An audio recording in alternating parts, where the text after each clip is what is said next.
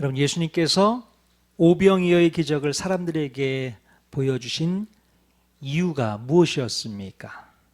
마치 모세의 만나 기적이 생각나고 엘리사의 보리떡 20개의 기적이 생각나는 이 오병이어의 기적을 벳세다 빈들에서 보여주신 이유는 과연 무엇이었을까요? 단순히 사람들의 배고픔과 목마름을 채워주시기 위해서 보여주셨던 기적이었을까? 예수님을 따르게 되면 모든 식량 문제가 해결되고 또 질병의 문제가 해결되고 또 죽음의 문제가 해결된다는 것을 알리기 위해서 그 수많은 기적들을 보여주신 것일까요? 아니죠. 아닙니다. 만약에 정말로 사람들로 하여금 예수님을 무조건 따르게 하는 것이 예수님의 목적이었다면 예수님께서는 굳이 십자가를 지실 이유가 없으셨을 것입니다. 모든 사람들이 혐오하는 십자가보다는 모든 사람들이 환영하는 놀라운 기적만을 마구마구 쏟아내시면 되는 것이었어요. 돈 드는 것도 아니고 힘든 것도 아닌데 굳이 예수님께서 자신의 능력을 아끼시거나 감추어가면서 몰래 사용할 이유가 없는 것입니다. 만약에 예수님께서 사람들에게 다양한 기적들을 마구마구 쏟아내셨다면 충분히 수많은 사람들을 선동할 수 있었을 것이고요. 또 사람들을 모아놓고 원하시는 대로 떡 주무르듯 하셨을 것입니다. 네. 사람들은 그걸로 냈던 거거든요. 이단이 바로 이런 방법을 쓰는 거 아니겠습니까? 뭔가 기적, 뭔가 이적, 표적을 살짝 속임수로 보여주고 거기에 혹하게 만들고 사람들을 많이 모아놓고 그러면서 상승작용을 일으키는 거 아니겠습니까? 야, 저기 뭔가 있는 것 같아. 더 몰리게 되는 거죠. 별것도 없는데. 그러면서 사람들을 떡 주무르듯 자기 마음대로 주물러가면서 이끌고 나아가는 모습. 예수님은 그런 방법을 쓰지 않으셨다는 게 전 너무 좋습니다. 기적 한번 딱 보여주고 놀라운 이적 한번 딱 보여주면 사람들은 몰리게 되어 있잖아요. 그 방법 쓰면 너무 편했을 텐데. 목회도 그렇게 하면 참 편할 것 같습니다. 목사님이 신유의 은사가 있대 소문 한번 쫙 나면요, 다음 주부터 예배당 못 들어오세요. 사람들 너무 많이 가죠. 참 그런 은사, 그런 기적 한번 보여주면 참 좋겠구만. 우리 주님이 원하시는 방법은 그런 방법이 아니라는 거예요. 김 목사, 너 목회할 때 그런 방법 쓰면 못 써. 사람들 홀리고 그러지 마. 저는 그게 참 좋습니다. 근데 그런 방법 쓰려고 애쓰는 사람들이 꽤 많더라고요. 그래야만 사람들이 오니까, 몰리니까. 그럼 그게 건강한 교회일까요? 저는 그렇지 않다고 생각합니다. 자, 우리 예수님께서는 그런 쉬운 방법을 택하지 않으시고 모든 사람들이 다 싫어하고 혐오하는 가장 안 좋은 방법을 선택하시게 됩니다. 바로 예수님께서는 사람들로부터 고난을 받고 죽임을 당하게 되는 십자가를 택하신 겁니다. 바로 예수님께서 택하신 그 십자가를 선택하는 것이 무엇을 의미하는 것인지 예수님께서 몰라서가 아니었습니다. 사람들을 모으는 것에 목적이 있었다면 예수님께서는 누구보다도 잘하실 수 있는 분 아니었겠습니까? 그런데 예수님께서는 그런 쉬운 방법 택하지 않으셨어요. 오히려 사람들에게 혐오를 주거나 꺼리게 되는 십자가의 길을 택하셨다는 것이죠. 그러니 사람들이 예수님 곁에서 끝까지 남아 있으려 했겠습니까? 예수님께서 기적을 베푸실 때에는 야, 이분이야말로 로또구나. 이분 쫓아가면 뭔가 내가 큰 이득을 보겠구나. 손해볼 일도 없고 오히려 수지 맞는 장사겠구나. 이런 생각을 하고 예수님을 쫓았겠죠. 그런데 우리 예수님께서 이상한 말씀을 하시면서 기운 빼는 말씀만 하시니 제자들이 갈피를 못 잡게 됩니다.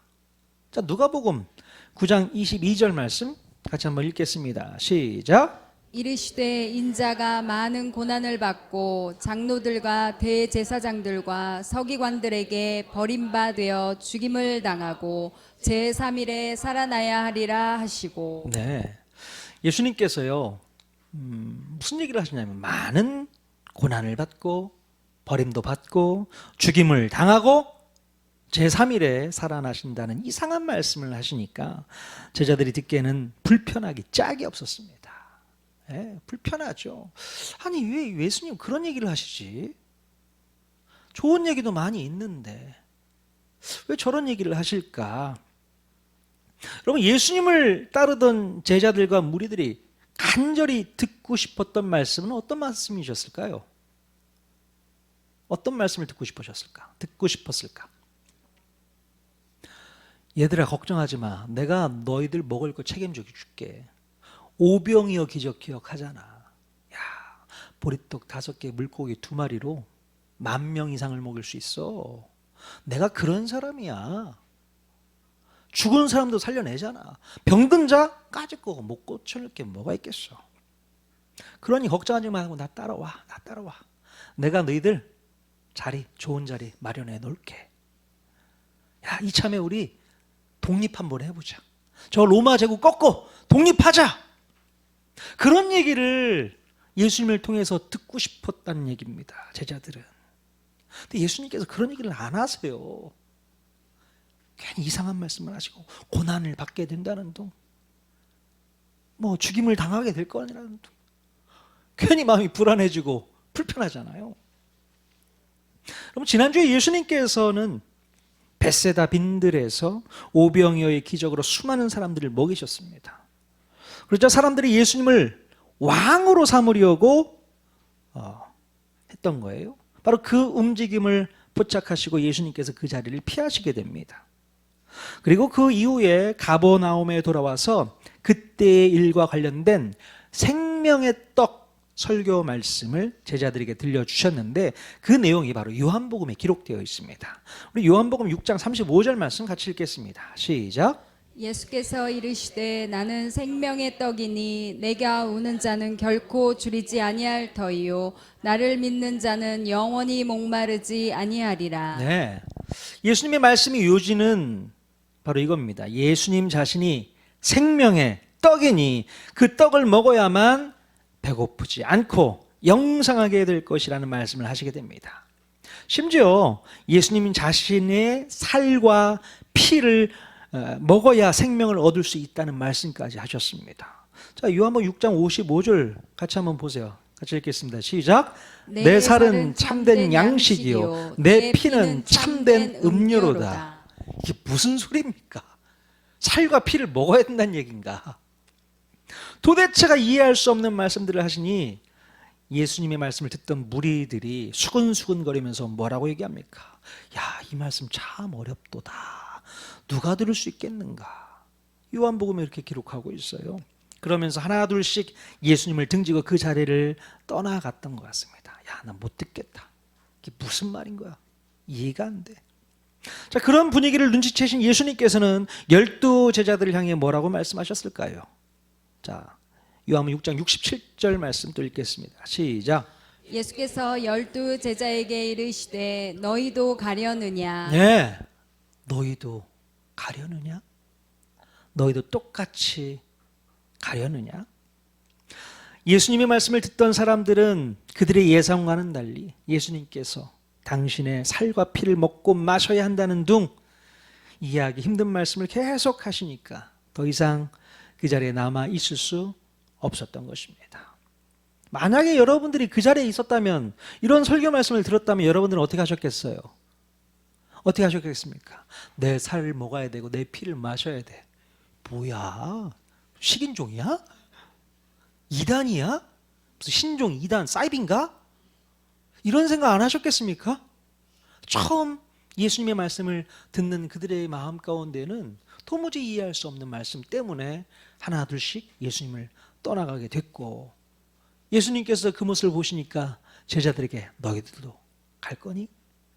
그렇게 물으시는 거 아니겠습니까? 자, 오늘 우리가 읽은 이 본문 말씀도요, 여러분의 마음을 좀 불편하게 하는 말씀이 아닐까 싶습니다. 자, 누가복음 9장 23절 말씀 같이 읽겠습니다. 시작. 또 무리에게 이르시되 아무든지 나를 따라오려거든 자기를 부인하고 날마다 제 십자가를 지고 나를 따를 것이니라. 네, 이 말씀에 보면요, 똑같은 동사가 두 번 쓰이는 것을 볼 수 있잖아요. 무슨 동사입니까? 예, 따르다. 따르다라는 동사죠. 두 번 쓰입니다. 자, 그런데 놀랍게도 이 따르다라는 단어가 헬라어 원문에서 보면 서로 다른 단어인 것을 확인할 수 있게 됩니다. 한국말로 옮겼더니 똑같지만 헬라어 원래 원문에서 보면 달라요. 그러니까 앞에 쓰인 이 따르다라는 단어는 에르코마이라는 단어인데요. 별 특별한 의미 없이 누군가 뒤를 따라간다, 그냥 쫄래쫄래 따라간다, 그런 의미를 갖고 있습니다. 자, 그런데 그 뒤에 쓰인 단어는요, 아콜루데오라는 단어인데요. 이 단어는 좀 다릅니다. 누군가에게 소속되어서 확고부동하게 전적으로 그 사람을 따라갈 때 쓰는 단어. 그러니까 예전에 개역 한글 성경에서는 이 단어를 쫓아가다라고 표현하기도 했습니다. 쫓아가다. 다르죠? 자, 그러므로 예수님께서 당신을 따르는 무리들에게 하시고자 했던 말씀이 무엇이었을까요? 바로 아무 생각 없이, 아무 의미 없이, 아무 목적 없이, 아무런 부담도 없이 나 따라다니는 거 하지 말고 확고부동한 나의 제자가 되어서 목숨 걸고 따라다녀! 이 얘기입니다. 이 얘기입니다. 정말로 나를 따라오려면 죽을 각오를 하고 큰 부담 가지고 따라와. 이 얘기거든요. 우리 주님의 말씀, 주님의 의도를 여러분 아시겠습니까? 그냥 아무 생각 없이 따라다니지 마. 그냥 아무 생각 없이 습관적으로 교회 오지 말고 확실하게 나 믿으려면 확실한 믿음 가지고 따라와. 그게 맞는 거야. 예수님께서 오늘 우리에게 그렇게 권면하고 있습니다. 너 따라올래? 아무 생각 없이 그냥 오지 말고 정말 확고부동한 변함없는 전적인 신뢰를 가지고 나 따라와. 그러면 내 제자가 될 수 있어. 그렇게 말씀하십니다. 우리 옆 사람에게 한번 이렇게 권면했으면 좋겠습니다. 에르코마이 하지 말고 아콜루데오 합시다. 어렵죠? 에르코마이 하지 말고 아콜루데오 합시다. 뭐 어려운 말인데 외우지도 못하겠고 그냥 한번 해보는 거죠. 무슨 의미인지 아니까, 그죠? 정말로 우리의 신앙생활의 태도가 완전히 바뀌어야 되는 겁니다. 아무 생각 없이 그냥 습관적으로 왔다 갔다 왔다 갔다 별 의미 없습니다. 주님께서는 그걸 원하지 않는 거예요. 내 제자가 되려면 제대로 믿자, 제대로 알자, 제대로 붙잡자. 예수님을 믿음으로 터치했던 그 믿음 가지고 따라와라. 그 얘기입니다. 자, 여러분, 그러면 우리가 예수님을 아콜루데오 하려면 어떻게 해야 할까? 우리가 예수님을 따를 때에 확고부동한 그런 자세를 가지고 예수님을 전적으로 따르려면 우리에게는 어떤 자세가 필요할까요? 오늘 본문에는 두 가지 명령을 하고 있습니다. 자, 첫 번째는 어떤 명령이 있습니까? 자기 자신을 부인해야 합니다. 둘째는 자기 십자가를 지어야 합니다. 네. 이 두 가지 태도를 가져야만 에르코마이가 아닌 아콜루데오 할 수 있다는 거죠. 자, 그렇다면 첫 번째, 자기를 부인한다는 것은 뭘 어떻게 해야 한다는 걸까요? 자기 자신을 부인한다. 자, 자기를 부인한다는 말은요, 자기 자신을 포기하거나 거절한다는 뜻을 가지고 있습니다. 죄성으로 가득 찼던 옛 자, 악한 사단에게 종노릇했던 옛 자아를 완전히 버리고 포기하고 거절한다. 그런 의미를 갖고 있어요. 자, 로마서 12장 1절 말씀 같이 읽겠습니다. 시작. 그러므로 형제들아 내가 하나님의 모든 자비하심으로 너희를 권하노니 너의 몸을 하나님이 기뻐하시는 거룩한 산 제물로 드리라. 이는 너희가 드릴 영적 예배니라. 사도 바울은요, 하나님의 자녀가 된 우리들에게 뭐라고 요청을 하고 있습니까? 바로 우리의 몸을 거룩한 산 제물로 하나님께 드려야 한다 말씀하고 있어요. 여기서 말하는 우리의 몸은 죄성으로 물들어 있는 우리의 육신을 의미합니다. 죄성으로 물들어 있는 육신. 즉 오늘 우리가 먹고 마시고 느끼고 생각하는 그런 모든 육적인 일들을 얘기하는 겁니다. 자, 로마서 8장 5절에서 6절 사도 바울이 또 무엇을 얘기하고 있는가? 또 읽겠습니다. 시작. 육신을 따르는 자는 육신의 일을, 영을 따르는 자는 영의 일을 생각하나니 육신의 생각은 사망이요 영의 생각은 생명과 평안이니라. 네. 사도 바울의 말에 의하면 우리의 옛 자아는요, 육신을 따르는 육신의 일에만 몰두했었다는 거예요. 그러면 육신을 따르는 육신의 일이란 도대체 무엇일까? 바로 죄성에 의해서 지배되고 욕심과 욕망에 이끌려 비참하게 살아가는 모든 일들을 육신의 일이라고 정의합니다. 그러므로 자기를 부인한다는 것은요, 바로 육신을 따르는 육신의 일을 완전히 포기하고 오로지 자기 자신을 거룩한 산 제물로 하나님께 올려드리는 것을 의미한다 말할 수 있습니다. 이게 바로 자기 부인입니다. 그럼 육신을 따르는 육신의 일을 완전히 포기하기가 쉬울까요? 어려울까요? 해보니 어렵습니다. 쉽지 않아요. 육신의 일을 완전히 포기하기가 너무 어렵습니다. 왜냐하면 사탄이 여전히 우리의 육신을 도구 삼아서 끝까지 공격해 오기 때문에 그렇습니다.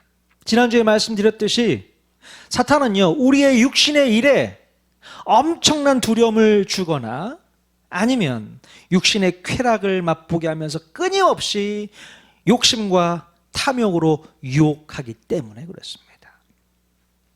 그래서 육신의 일, 육신의 생각, 이것만 생각하고 살아가는 거죠. 자, 그런데 육신의 생각은 결국 어떻게 된다고 했습니까? 사망이라고 했어요. 사망. 사탄이 노리고 있는 것이 바로 우리로 하여금 사망에 이르도록 하는 겁니다. 다른 거 없어요. 그래서 육신의 욕심과 욕망과 쾌락을 위해서 끊임없이 생각하고 묵상하게 만듭니다. 어떻게 하면 내가 돈을 좀 더 벌 수 있을까? 어떻게 하면 내가 더 건강하게 살아갈 수 있을까? 어떻게 하면 하루하루 쾌락 속에서 살 수 있을까? 어떻게 하면 내가 하고 싶은 거 다 하면서 먹고 싶은 거 다 먹으면서 놀고 싶은 거 다 놀면서 남부럽지 않게 살아갈 수 있을까? 이런 생각들로 하루하루 살아갑니다.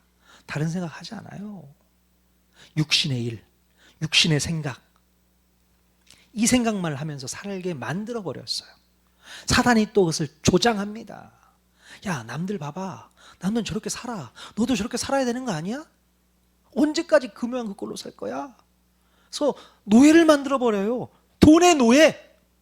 너도 돈 벌어야지. 돈 벌면 너도 이렇게 할 수 있어. 돈을 벌고 나면 야, 써야지. 육신의 즐거움을 위해서, 쾌락을 위해서 맛있는 것도 많이 먹으러 다니고 또 좋은 데 여행도 하고 그러면서 즐겁게 살아야 되는 거 아니겠니? 계속 그렇게 육신의 일, 육신의 생각으로 사로잡습니다. 사탄이 그래요. 늘 이런 생각만 하면서 사는 것이 바로 육신의 일에 집착하는 사람이고 육신의 일만 생각하는 사람이라고 할 수 있습니다. 또 육신의 일은 늘 남과 자신을 비교하고 그러면서 미워하고 시기하고 질투까지 합니다. 또 사람들에게 상처받았다고 하소연하고 또 괴롭다고 우울해하고 늘 내 죄성이 만들어내는 그 감정에 시달리고 내 생각의 흐름에만 아무런 저항도 없이 끌려다니게 바빠요. 거기에 그냥 늘 일희일비하는 겁니다. 내 감정에 그냥 끌려다니는 거죠. 이게 바로 육신의 일, 육신의 생각입니다. 사단이 우리 감정을, 우리 마음을 가지고 놀잖아요. 그러니 여러 가지 마음을 주는 겁니다. 미워하는 마음, 시기하는 마음, 질투하는 마음, 이런 마음들이 계속 오게 만들어 버린다는 거죠. 그것에서 우리가 벗어나지 않으면 늘 우리는 육신의 생각에 머무를 수밖에 없습니다. 그러면 자기 자신을 부인할 수가 없어요. 그런 삶을 살 수가 없습니다. 여러분, 이렇게 육신의 일만 생각하는 사람은요, 그 안에 생명이 없습니다. 생명이 없어요. 그렇기 때문에 사도 바울이 육신의 생각을 사망이라고 정의한 것입니다. 결국 사망이야. 생명이 없기 때문이야. 우리가 여전히 육신의 생각에 매여 있기 때문에 자기 자신을 부인하지 못했다고 사도 바울이 보는 겁니다. 우리가 우리 자신을 완전히 부인하지 못한다면 결국 주님을 온전히 따를 수 없습니다. 주님을 따를 수 없어요. 자, 그러므로 우리는 자기 자신을 부인하기 위해서 무엇을 해야 될까? 바로 육신의 생각, 육신의 일을 버리고 하나님의 영을 따르고 하나님의 영의 일을 생각하는 것에 몰두해야 됩니다. 그러면 그 안에 생명과 평안이 넘치게 된다고 사도 바울이 권면하고 있습니다. 늘 성령님께서 우리 마음 가운데 주시는 영적인 사인을 잘 캐치하고 육적인 생각보다는 영적인 생각으로 우리 마음을 꽉 채운다면 자기 자신을 충분히 부인할 수 있게 되고 주님을 온전히 따를 수 있게 됩니다. 이게 원리예요. 이게 원칙입니다. 육신의 생각을 버리십시오. 성령님이 주시는 성령의 생각, 성령의 일만 우리가 관심 갖고 쫓아가십시오. 그러면 마음에 평안도 주시고 또 생명이 우리 안에 들어오게 되는 줄로 믿습니다. 그러면 나 자신을 부인할 수 있게 되는 거예요. 내 육신 때문에 내가 평생을 끌려다닐 이유가 없는 겁니다. 얼마나 힘드세요? 육신 끌고 다니려니까. 많이 힘드시죠? 내려놓는 겁니다.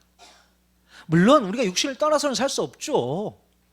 먹고 살고 뭐 기본적인 삶을 살아야 됩니다. 육신을 끌고 다니면서. 그러나 거기에 매여 있으면 사망입니다. 육신의 생각밖에 못하는 건 사망이에요. 생명이 없습니다. 또 자기 자신을 부인하지 못하는 거예요. 그러면 예수님을 진정으로 따라가지를 못하는 겁니다. 예수님의 제자가 될 수 없다는 것을 알려주고 있는 것이죠. 자, 그러면 두 번째, 예수님을 온전히 따르기 위해서 뭘 해야 된다고요? 자기 십자가를 지어야 된다. 여러분, 자기 십자가를 진다는 게 무슨 의미일까요? 생각해 보셨습니까? 내 십자가를 내가 진다. 재미있는 얘기가 있습니다. 어떤 그 교회 옆에, 바로 옆에 절이 있었다고 해요. 웃기죠? 자, 그런데 이 너무 가깝게 있다 보니까 서로에게 피해를 끼치는 상황이 벌어진 겁니다. 근데 감사하게도 교회가 그 절에 뭔가 좋은 영향력을 끼쳤습니다. 그래서 스님들이 무의식적으로 하는 말이 아멘, 아멘, 할렐루야. 어디서 배웠는지 아멘, 아멘, 할렐루야 그러는 거예요. 그러니까 주지 스님이 그걸 듣고 화가 난 겁니다. 그때 뭐야 도대체. 자, 그러던 어느 날 교회에 부흥회를 했는지 찬양 소리가 그렇게 그날따라 크게 들리는 거예요. 자, 주지 스님이 듣다 보니까 안 되겠어 가지고 야, 누가 가서 소리가 너무 크니 좀 줄이라고 항의 좀 하고 와라. 그런 거예요. 그랬더니 스님들이 서로 눈치를 보면 서로 안 가려고 하는 겁니다. 근데 제일 나이 어린 막내 스님이 이런 얘기를 합니다. 네, 제가 십자가를 지고 다녀오겠습니다. 십자가를 지고 다녀오겠습니다. 그런 얘기를 알고 있더라고요. 아, 막내 스님은 십자가를 지고 가는 게 뭔지를 알고 있구나. 자, 오늘 성경 말씀에서는요, 자기 십자가를 져야 한다 말씀하고 있는데, 이 말씀을 듣고 있었던 제자들은 자기 십자가를 지고 나를 따르라는 예수님의 이 말씀을 듣고 그 십자가를 어떻게 이해했을까요? 도대체 뭐 지라고? 십자가를 지라고? 자, 아마도 예수님의 제자들은 그 십자가를 지고 따르라는 말씀을 쉽게 받아들이지 못했을 겁니다. 왜냐하면 그들 머리에서 금방 떠오르는 십자가의 개념은 어떤 개념이었냐? 바로 너무나도 끔찍하고 혐오스러운 죄의 형틀이 생각났을 것입니다. 그거밖에 생각이 안 나는 거예요. 차라리 어린 스님이 낫지. 자, 그때 당시 십자가의 의미가 어떤 의미였냐면요, 로마 제국 내에서 용서받지 못할 죄인들에게 부여된 아주 무서운 형틀이었습니다. 그런데 그런 무서운 형틀을 각자가 지고서 예수님을 따르라고 하니 제자들에게는 전혀 이해가 되질 않았을 겁니다. 게다가 예수님께서 이 말씀을 하실 당시에는 예수님이 십자가형을 받기 전이었기 때문에 더더욱 그들은 이 말씀의 의미가 뭔지를 잘 몰랐을 거예요. 그 당시 제자들은 자신들이 모시고 계신 이 선생님이 앞으로 십자가형을 받으리라고는 전혀 예상하지 못했기 때문에 그렇습니다. 자, 그러나 나중에 예수님께서 십자가를 지시고 골고다 언덕길을 올라가셨던 그 일이 끝나고 나서 그때서야 제자들은 예수님이 지라고 하셨던 그 십자가의 의미가 뭔지를 깨닫게 됩니다. 아, 이거였구나. 그래서 예수님이 우리들에게 십자가를 지라고 말씀하신 거였구나, 이렇게 깨닫게 돼요. 제자들은요, 그때서야 비로소 그 의미를 조금씩 깨닫게 됩니다. 자, 그렇다면 예수님께서 십자가를 지신 이유가 무엇이었는가? 왜 예수님께서는 십자가를 지시고 갈보리 언덕을 걸어 올라가셔야 했는가? 그것은 바로 예수님께 맡겨졌던 예수님의 사명이었기 때문에 그렇다는 겁니다. 예수님의 사명. 바로 우리 죄인들을 구원하시기 위해서 예수님만이 하실 수 있는 사명, 그게 바로 예수님이 지셨던 십자가였던 겁니다. 자, 그러므로 여기서 말하는 십자가의 의미는 바로 자기에게 맡겨진 사명이라는 말로 바꿔서 이해할 수 있게 되는 것이죠. 십자가가 뭐라고요? 사명이다. 그래서 내가 져야 할 십자가는 바로 나에게 맡겨진, 내가 이루어야 할 사명인 것입니다. 예수님께서는 자, 오늘 너희들이 나의 제자가 되기 위해서는 내가 사명을 다하기 위해서 십자가를 지었던 것처럼 너희들도 너에게 주어진 각자의 사명을 이루기 위해서 반드시 져야 할 십자가가 있다, 그렇게 말씀하시는 겁니다. 바로 그 사명의 십자가를 지고 예수님을 따를 때에 예수님의 제자가 될 수 있다고 이야기하십니다. 네. 자, 그렇기 때문에 여러분, 하나님께서 우리에게 부탁하신 그 사명을 우리가 붙잡고 살아간다면 우리는 예수님의 제자가 될 수 있습니다. 이 사명이라는 말이 단지 십자가라는 단어로 바뀌어서 표현되었을 뿐입니다. 자, 그렇다면 여기서 궁금한 것이 있죠. 왜 예수님께서는 사명이라는 단어를요, 십자가라는 단어로 표현을 하셨을까요? 굳이 왜 그랬을까요? 그냥 각자 자기에게 맡겨진 사명을 이루면서 나를 따르라 이러면 될 것을, 그죠? 왜 굳이 입에도 담기시는 십자가라는 단어를 써서 십자가를 지고 나를 쫓아라, 그렇게 얘기를 하는 걸까요? 그럼 십자가라는 말은요, 그 느낌이 어떻습니까? 어떨까요, 그 느낌이?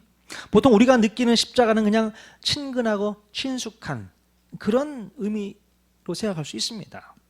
심지어 여자분들이 목걸이, 액세서리로 사용할 정도로 흔하게 우리는 사용하고 있지 않습니까?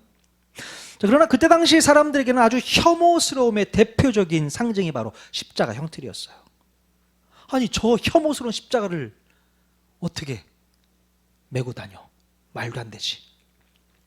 어느 누구라도 쳐다보고 싶지 않고, 어느 누구라도 피하고 싶고, 또 어느 누구라도 경험하기를 꺼려하고, 어느 누구라도 싫어할 수밖에 없는 그런 상징물이 바로 십자가였던 거예요.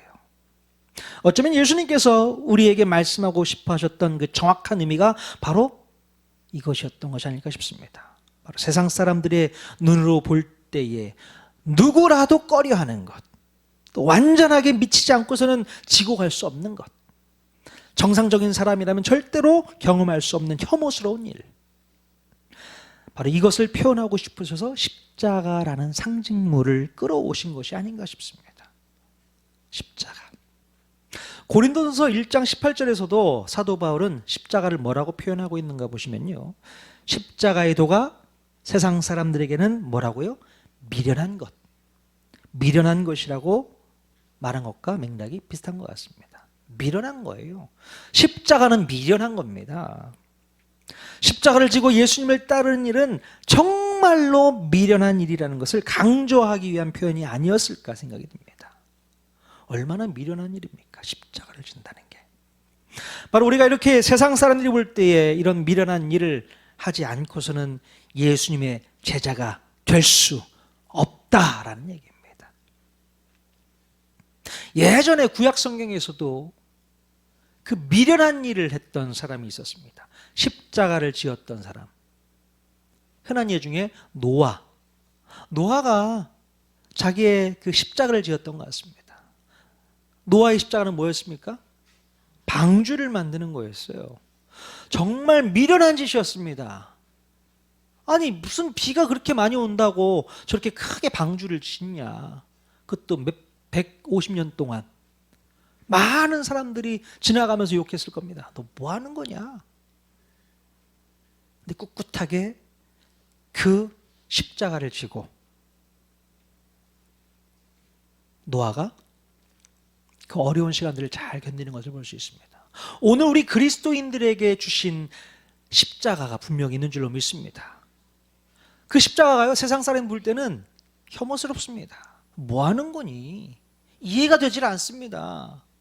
그러나 우리는 그 십자가를 지고 가야 되는 거예요. 그래야만 예수님의 제자가 될 수 있다는 얘기입니다. 여러분, 아까 처음에 말씀드렸잖아요. 예수님을 따르는 동사가 2개 있다고요. 첫 번째 동사로 가시겠습니까? 두 번째 동사로 가시겠습니까? 그렇죠? 그냥 쫄래쫄래 아무 생각 없이 그냥 습관적으로 형식적으로 따라다니는 거, 그거 말고 진짜 예수님을 붙잡고 싶은 마음으로, 예수님을 만나겠다는 마음으로, 내가 예수님의 제자가 되겠다는 마음으로 따라가야 되는 거 아니겠습니까? 그게 예수를 믿는 거예요. 그러기 위해서 어떻게 된다고요? 내 자신을 부인해야 된다. 육신의 생각을 버려야 된다. 육신의 일을 완전히 차단시켜버려야 된다. 그리고 오히려 영의 생각만 가지고 살아야 된다. 그러면 예수님의 제자가 될 수 있어요. 그리고 또 나에게 주어진 사명, 그 십자가가 뭔지를 깨닫고 그 사명을 이루는 삶을 살아야 될 줄로 믿습니다. 여러분, 예수 믿는 게 쉽지 않습니다. 호락호락하지 않아요. 얼마나 일이 어려운데요. 십자가 지는다는 게 쉬운 일이 아닙니다, 여러분. 그럼에도 불구하고 여러분 예수님을 따르시겠습니까? 예수님이 이렇게 얘기할지 모르겠어요. 너희들도 가려느냐? 겁먹으면 못 따라가요. 나 그거 못하는데. 저 안 하겠습니다. 저 그냥 갈게요. 그러고 포기하시겠습니까? 여러분이 결단하십시오. 내가 끝까지 예수님 붙들고 내 자신을 부인하고 십자가를 지고 예수님을 따라가겠다. 아니면 이 말씀 너무 어렵다. 나한테는 너무 어려워. 그냥 나는 나중에. 그리고 뒤돌아서 돌아가 버리겠습니까? 결정하십시오. 여러분은 예수님을 따르는 예수님의 제자가 되기를 주님의 이름으로 간절히 축원드립니다. 우리 통하는 교회 성도들 한 명도 낙오 없이 예수님의 제자로 온전히 믿고 맡길 수 있는 하나님의 자녀 되기를 주님의 이름으로 간절히 축원드립니다. 아멘.